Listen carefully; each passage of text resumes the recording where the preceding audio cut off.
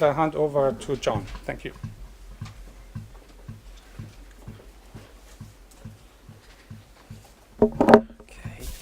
Thank you to everybody. First of all, you're all well. Thank you for so many people coming out today for the Life and Times survey. And I have to say, I was delighted this year through Queen's to be given half a space, Dirk, a bit more, yeah, but half a space in the module. So this is not a full module today. Just to introduce myself, my name is John Topping and I'm a lecturer in criminology here at Queen's. I'm also a fellow at the Mitchell Institute here and also an associate at the Centre for Children's Rights. And I will start by apologising. I'm a little bit more nervous today than I usually would be for these sorts of events. You don't get too many opportunities, and I've worked in policing research for over 10 years now, you don't get too many opportunities to produce something genuinely new and groundbreaking. And hopefully today you're going to see that with the stop and search figures. And just to contextualise a little bit today, it's only since 2017, about January in 2017, since the age-related stop and search figures have been publicly available or made publicly available by PSNI. Some of you may recall back to the Detail TV and their groundbreaking report back then.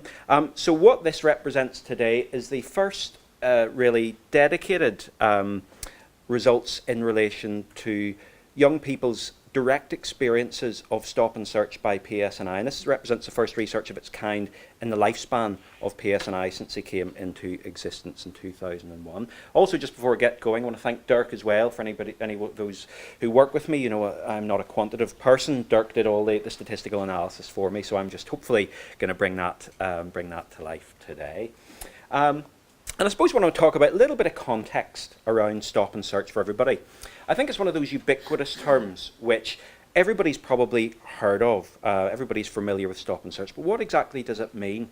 And I think especially for Northern Ireland, we have had over the last, both in I suppose the during the conflict and post-conflict periods, we've had quite a lot of focus on stop and search, but almost exclusively on terrorist-related stop and search. And in fact, what we've found over the last, again in the lifespan of PSNI, there's been a complete dearth, almost a complete absence in academic or policy debate in relation to what we might term everyday stop and search. And really those powers used under mainly under two sets of legislation, under the Police and Criminal Evidence Northern Ireland Order of 1989 and the Misuse of Drugs Act 1971. Those powers are almost precisely identical to those used in England and Wales for these so-called everyday stop and search powers.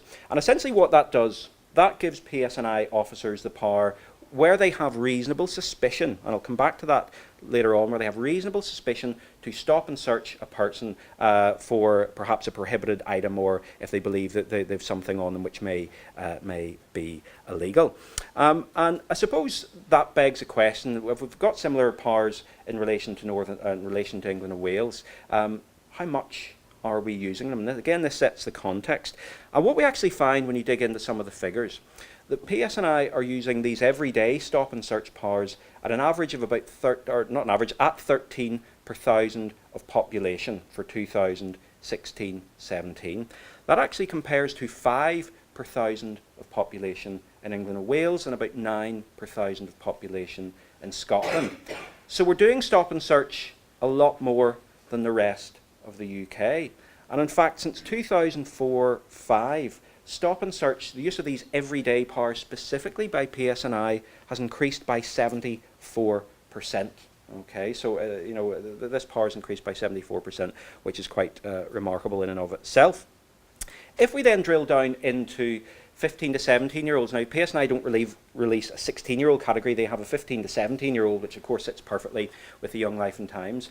While we're already doing it high at 13 per thousand of population, 15 to 17-year-old males are being stopped at a rate of 82 per thousand of population, okay? That's approximately 4 times proportional to the number of 15 to 17-year-old males in population, okay? Bearing in mind that most stop and search, about 90% of stop and searches are done against males. So again, that sets the scene of the fact that we're doing it a lot more than the rest of the UK, and also, as I've got here, when you look at the arrest rates, the arrest rate in England and Wales runs at 17%. For PSNI, the average arrest rate is at 6%. And some districts, 3 of the PSNI's 11 districts this year, as low as 3%. Okay, so 94 out of every 100 stop and searches do not result in any further action. Okay, so that sets the scene a little bit for today. And in many regards, what I'll talk about today, as you'll see, some of the statistics are quite surprising, but some of them aren't, because in fact we have actually known that stop and search as used against young people has in fact been a significant negative critical juncture, a critical point of contact between young people and PSNI over the last 10 years. We've got in fact a whole range of a mixture of sort of qualitative research and research which is maybe not directly related, which points to this issue that stop and search is problematic, and it's being used potentially problematically against young people. So that really, hopefully sets the scene for us today, and that allows and gives me a segue into the main results, which I know everybody is waiting for. And what we wanted to do first of all was ask young people specifically, what about their perceptions of fairness in terms of what they think? Do they feel treated fairly by PSNI? First general figure I want to draw your attention to is that at the top, the 54% figure. Now the question isn't asked precisely the same by the Northern Ireland Policing Board adult survey, but generally adults in Northern Ireland have 78% confidence that PSNI treat them fairly. As you can see, for children generally, at the general level for the whole survey, for the Life and Time survey, that drops to 54%. Okay, so only approximately half of children. But it's when we broke down the survey results, when we started to look at the range of religious, class and identity issues, it's then that we actually started to see some slightly unexpected results.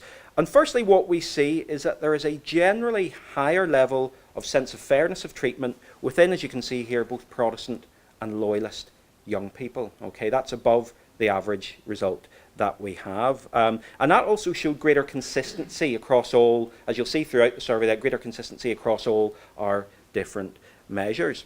There was a slight reduction just below the average there for those identifying themselves as having no religion, and again slightly less for those identifying themselves as Catholic young people, but significantly less sense of fairness of treatment by PSNI for those young people who identified themselves as Republican. Okay, and then when we started to move into income and identity as well, looking at sort of socio-economic issues, and again the young people define themselves in the various not well off, averagely well off, or well off brackets.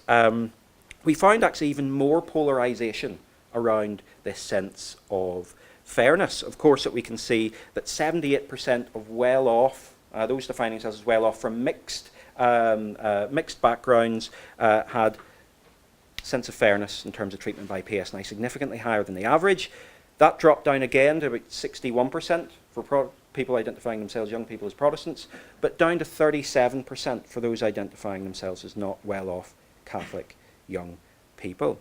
So really, we're not suggesting, and the results don't measure that, we're not suggesting it at all, that policing is being done differentially and people are, policing is outworking what they're doing, but young people nonetheless are experiencing policing and fairness in policing differentially across these particular lines. Okay, so very significant differences there, this idea of general treatment.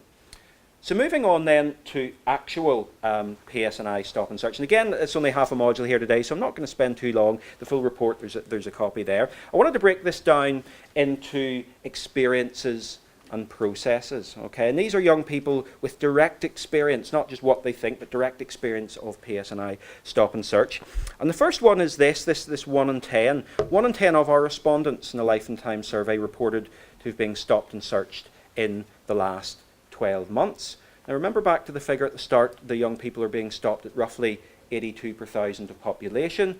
So that would suggest actually more young people are being stopped and searched than is officially being recorded, and I'll come back to that in process in a little while. That also is fed into by the sense that over a third of young people surveyed knew someone in their class or in their friendship circles who had been stopped and searched in the last 12 months. So it shows us significant knowledge of experience around people being, young people being stopped and searched.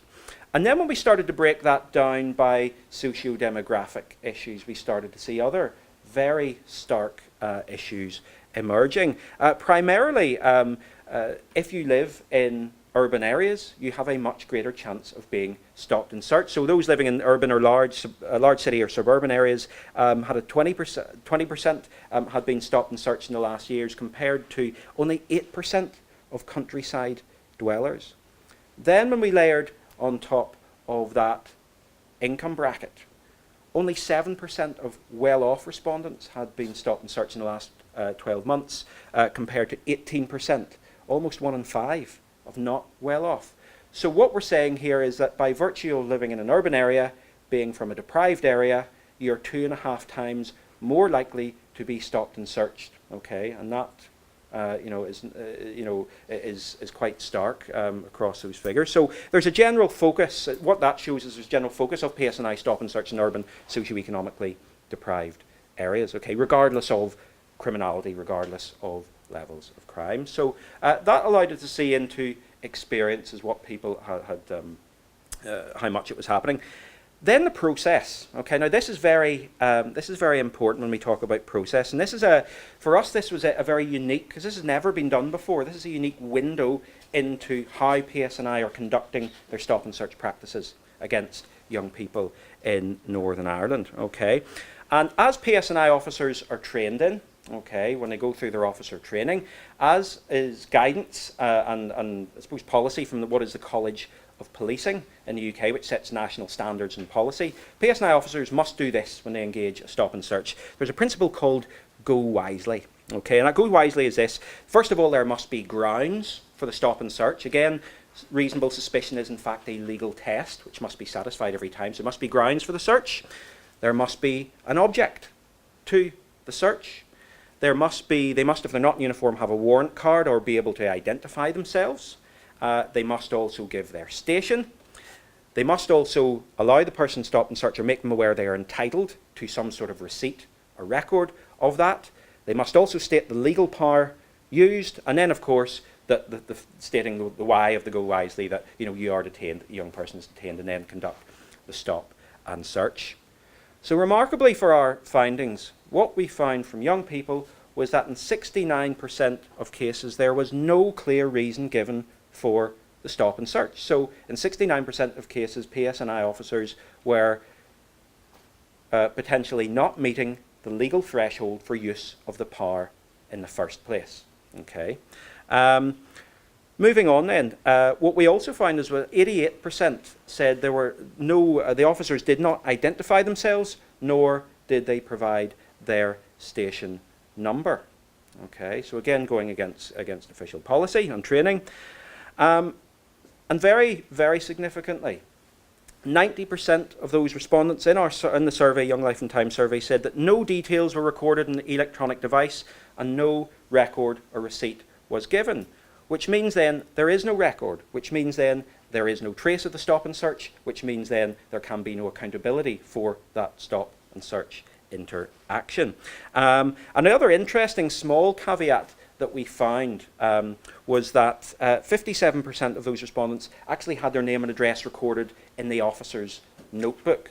And that would suggest that in fact stop and search is being used as an informal practice. And in fact what we can also perhaps infer from these findings is that not only are PSNI officers not meeting the legal threshold for reasonable suspicion, but they're actually potentially using the legally groundless form of stop on account, where they will stop somebody and say, what are you doing? Then when a sufficient answer is not given, that then gives grounds for suspicion for the officer. There is no legislation, there's no legal basis for that. Okay.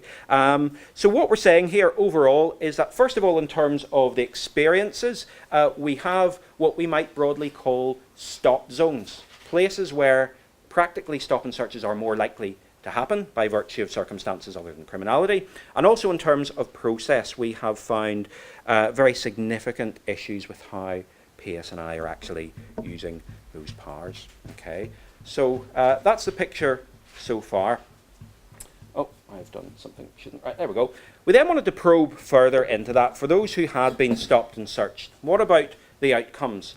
What about the effects? Okay. So for those young people who had direct experience of stop and search, on average, 31% said they found that as a form of unnecessary harassment. Okay, so it's some sort of negative interaction. Again, when we started to break that down into the various religious and identity brackets, we found that that dropped slightly for Protestant respondents. It rose to 41% for Catholic respondents and rose very significantly, in fact, 80% above the average for those identifying as Republicans from less or not well-off areas. Okay, and then again, did this have a long-term impact or effect? Okay, and again, 35% of respondents said it made them think more negatively of PSNI.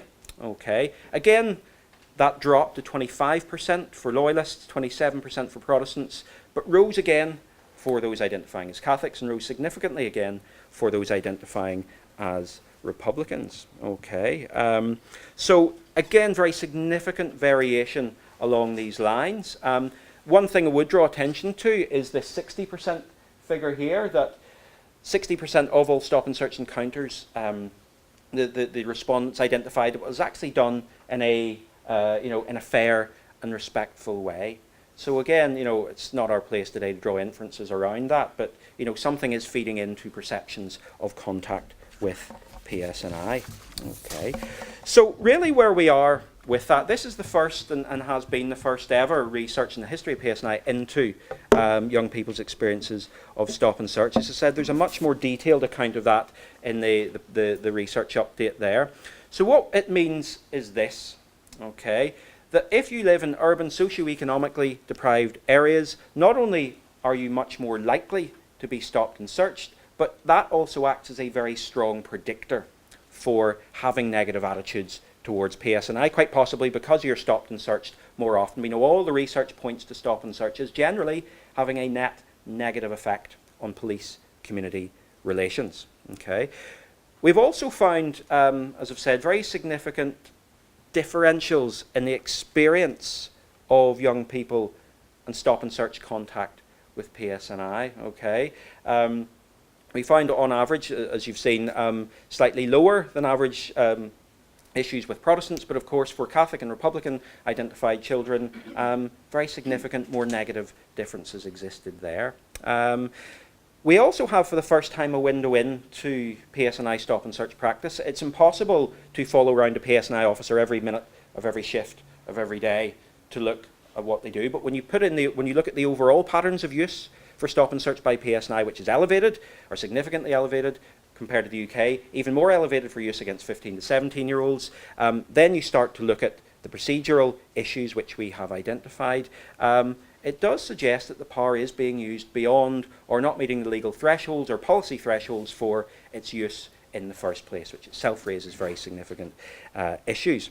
We also know out of this as well that the fact that there is an apparent lack of recording of stop and search, so clearly much more stop and search is potentially happening against children than is officially recorded by PSNI. Over the last 6 years, I think 2010-11 to 2016-17, stop and search powers have been used approximately 30,000 times against children according to official statistics.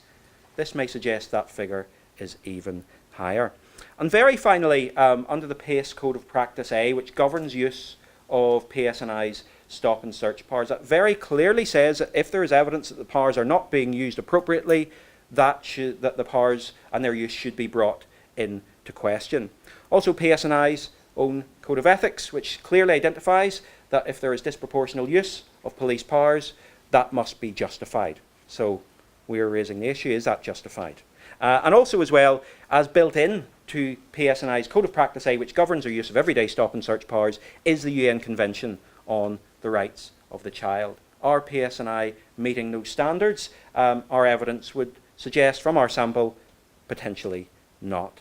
So that is the picture of stop and search. This is, as I said, a unique bit of research in general to get children's attitudes. It's a unique window of understanding into PSNI organisational approaches to using this power, and hopefully these findings will provide a new and at least sort of critical lens through which we can begin to get this issue, which we've known about for 10 years, further up the policy agenda. Thank you.